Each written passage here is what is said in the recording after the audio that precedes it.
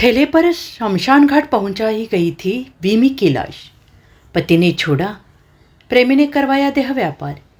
मौत से पहले शरीर पर थी चोट। 22 अगस्त 1977, आज से ठीक 48 साल पहले 40 के दशक की मशहूर एक्ट्रेस वीमी की लाश ठेले में देखकर हर कोई दंग रह गया। उनकी मौत हो चुकी थी। एक आदमी उस ठेले को घसीटते हुए शमशान घाट ले जा रहा था। वीमी अपने ज़माने की सबसे रईस एक्ट्रेस हुआ करती थी, जिन्हें फिल्में लेने के लिए प्रोड्यूसर घर के बाहर लाइन लगाते थे। हमराज फिल्म का मशहूर गाना न मुंह छिपा के जियो और न सिर झुका के जियो वीमी पर ही फिल्माया गया था, लेकिन रईसी, शोहरत और कामयाबी, इससे भरी जिंदगी का अंत बेहद दर्दनाक रहा। पहले पति का साथ छूट गया, फिर जिसे अपना हम सफ़र बनाया उसने रुपए कमाने के लिए वीमी को देह व्यापार में उतार दिया। शराब की लत से शरीर भी बर्बाद हो गया और आर्थिक तंगी वो अलम था कि एक्ट्रेस एक अस्पताल के जनरल वार्ड में जिंदगी और मौत के बीच लड़ती रही। जब मौत हुई तो न कोई रिश्तेदार आगे आया, न कोई दोस्त। वीमी का जन्म 1943 में जालंधर के एक रईस परिवार में हुआ था। वीमी की कम उम्र में एक मशहूर और रईस बिजनेसमैन के बेटे शिव अग्रवाल से शादी करवा दी गई। इस शादी से उन्हें 2 बच्चे भी हुए।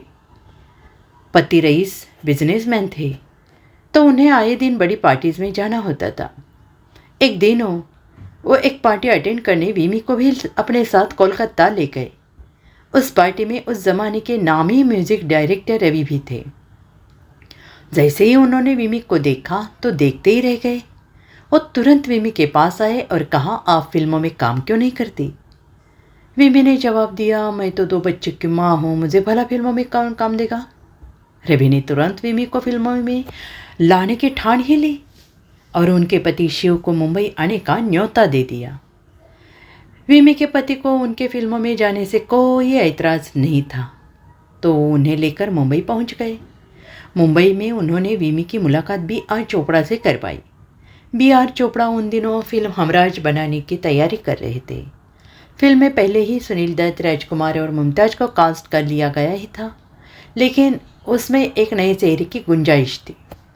B.R. चोपड़ा ने वीमी की खूबसूरती देखकर तुरंत उन्हें फिल्म में मीना का रोल दे दिया। पति ने फिल्मों में लाना चाहा तो परिवार ने कर दिया जायदाद से बेदखल। वीमी के पति चाहते थे कि वो फिल्मों में आए, लेकिन जैसे ही ये बात ससुराल वालों को पता चली तो हंगामा मच गया।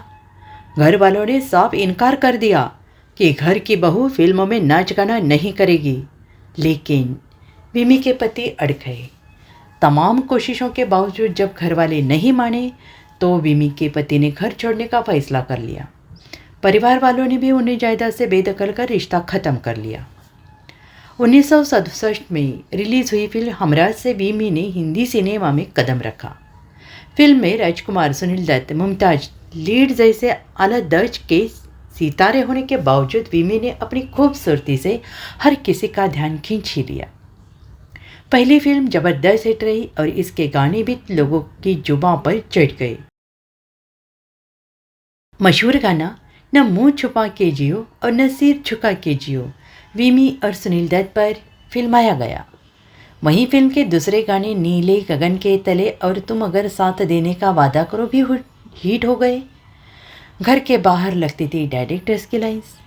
पहले ही फिल्म में वीमी को इस कदर प्यार मिला कि उस जमाने के बड़े बड़े डायरेक्टर भी उन्हें लेने के लिए घर के बाहर इंतज़ार किया करते थे। हमराज के बाद वीमी अशोक कुमार और निरूपा रॉय के साथ आबरू में दिखी। आगे वो पृथ्वीराज कपूर के साथ national award winning film Nanak नाम जहाज का में नजर आ गई। उन्होंने शशि कपूर के साथ पतंगा और वचन जैसी फिल्में की। वीमी जया बच्चन और धर्मेंद्र स्टारर गुड्डी में भी छोटी सी भूमिका में नजर आई थी। उस जमाने में वीमी हर फिल्म के 3 लाख रुपए चार्ज किया करती थी। B.R. चोपड़ा से हुए विवाद के बाद कई लोगों ने वीमी के साथ काम करने से इनकार कर दिया। उनकी कुल 10 फिल्में रिलीज़ हुई, जिनमें से ज़्यादातर फ्लॉप हो रही थी। फिल्में फ्लॉप हुई तो विमी पर भी फ्लॉप एक्ट्रेस का ठप्पा लग गया और उन्हें फिल्म मिलना बंद हो गया। कुछ लोग अपने पति के रवैये के चलते भी उनके फिल्में नहीं लेना चाहते थे। बीतते समय के साथ विमी की फिल्मों से हुई कमाई कम पड़ने लगी और फिर सारी जमा पूंजी खत्म होने की कगार पर आ गई। घर चलाने के लिए विमी ने अपने कोलकाता में एक टेक्सटाइल कंपनी खोल ली, लेकिन वो कंपनी भी बंद पड़ गई और विमी भारी कर्जे में डूब गई। रईस के दिनों में विमी अपने पति के साथ जुहू के बंगले में रहा करती थी, लेकिन वक्त बदला और कंगाली के बाद वो सबब के एक छोटे से घर में रहने लगी। विमी को काम मिलना पूरी तरह से बंद हो चुका। पति का रवैया भी उनके लिए बदतर हो गया। कुछ दिनों बाद विमी ने पति से तलाक की मांग की। तलाक केस के चलते आए दिन विमी को कोर्ट के चक्कर काटने पड़ते थे। एक दिन कोर्ट के बाहर शराब के नशे में विमी की मुलाकात म्यूजिक कंपोजर रवि से हुई। वही रवि जिनके बदौलत विमी फिल्मों में आ गई थी।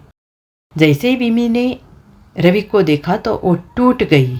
उन्होंने वही रोते हुए रवि को पति और उसके जुल्मों की शिकायत करनी शुरू कर दी।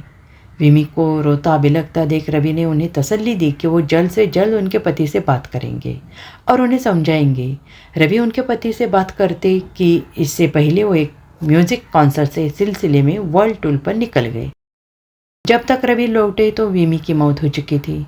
विमी के निधन के बाद B.R. चोपड़ा ने एक इंटरव्यू में खुलासा किया था कि मौत से 5 दिन पहले विमी ने उनसे माफ़ी मांगने पहुंची थी।